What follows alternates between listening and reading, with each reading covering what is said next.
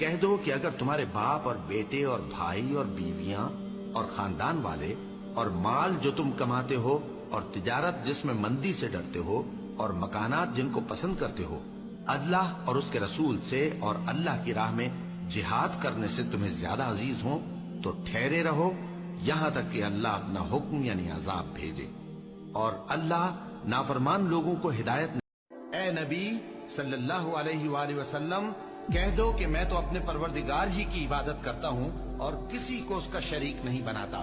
یہ بھی کہہ دو کہ میں تمہارے لیے نہ کسی نقصان کا اور نہ نفع کا کچھ اختیار رکھتا ہوں۔ یہ بھی کہہ دو کہ اللہ کے عذاب سے مجھے کوئی پناہ نہیں دے سکتا اور میں اس کے سوا کوئی جائے پناہ نہیں پاؤں گا۔ کیا تم اس سے جو آسمان میں ہے بے خوف ہو کہ تم کو زمین میں دھسا دے اور تبھی وہ تھر تھرانے لگے؟ کیا تم اس سے جو آسمان میں ہے نڈر ہو کہ تم پر کنکر بھری ہوا چھوڑ دے؟ سو تم عنقریب جان لوگے کہ میرا ڈرانا کیسا رہا، اور جو لوگ ان سے پہلے تھے انہوں نے بھی جھٹلایا تھا، سو دیکھ لو کہ میرا کیسا عذاب ہوا۔ کیا انہوں نے اپنے اوپر پرندوں کو نہیں دیکھا جو پروں کو پھیلائے رہتے ہیں اور ان کو سکیڑ بھی لیتے ہیں؟ رحمان کے سوا انہیں کوئی تھام نہیں سکتا، بے شک وہ ہر چیز کو دیکھ رہا ہے۔ بھلا ایسا کون ہے جو تمہاری فوج بن کر رحمان کے مقابلے میں تمہاری مدد کر سکے؟ کافر تو دھوکے ہی میں ہے۔ بھلا اگر وہ اپنا رزق بند کر لے تو کون ہے جو تم کو رزق دے سکے؟ لیکن یہ سرکشی اور نفرت میں پھنسے ہوئے ہیں۔ بھلا جو شخص چلتا ہو منہ کے بل اوندھا، وہ زیادہ راہ راست پر ہے یا وہ جو سیدھے رستے پر؟ طاسیم میم، یہ کتاب روشن کی آیتیں ہیں۔ اے پیغمبر، شاید تم اس رنج سے کہ یہ لوگ ایمان نہیں لاتے اپنے آپ کو ہلاکت میں ڈال دو گے۔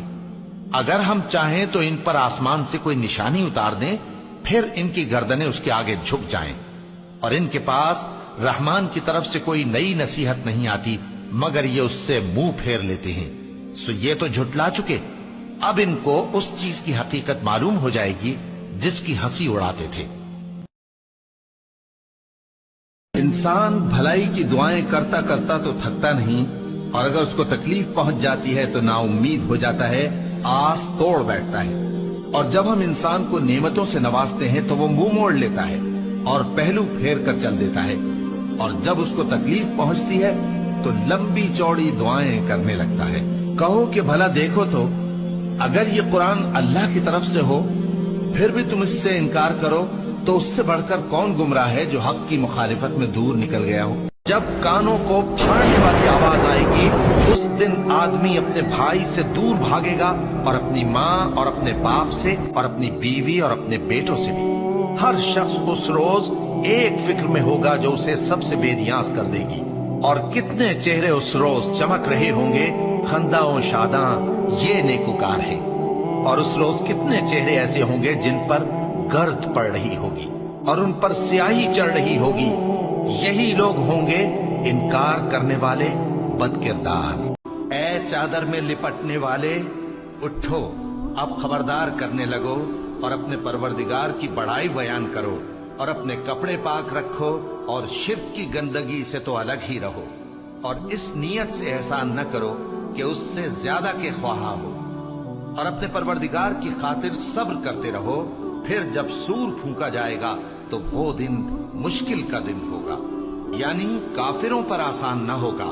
مجھے اس شخص سے سمجھ لینے دو جس کو میں نے اکیلا پیدا کیا، اور میں نے اس کو بہت سا مال دیا اور ہر وقت حاضر رہنے والے بیٹے دیے، اور اس کو ہر طرح کے سامان میں وسعت دی، پھر بھی لالچ رکھتا ہے کہ میں اسے اور زیادہ دوں۔ ایسا ہرگز نہیں ہوگا، یہ ہماری آیتوں کا بڑا مخالف رہا ہے۔ میں اسے ایک بڑی چڑھائی چڑھاؤں گا، اس نے غور و فکر کیا اور ایک بات ٹھہرا لی، یہ مارا جائے، اس نے کیسی تجویز کی، پھر یہ مارا جائے، اس نے یہ کیسی تجویز کی، پھر اس نے نگاہ کی، پھر تیوری چڑھائی اور منہ بگاڑا، پھر پیٹ پھیر کر چلا اور تکبر کیا، پھر کہنے لگا یہ تو جادو ہے جو پہلے لوگوں سے برابر ہوتا آیا ہے، پھر بولا یہ اللہ کا کلام نہیں بلکہ بشر کا کلام ہے، میں ان قریب اس کو سقر میں داخل کروں گا۔ بہت گمان کرنے سے پرہیز کرو کہ بعض گمان گناہ ہیں، اور ایک دوسرے کے حال کا تجسس نہ کیا کرو، اور نہ تم میں سے کوئی کسی کی غیبت کرے۔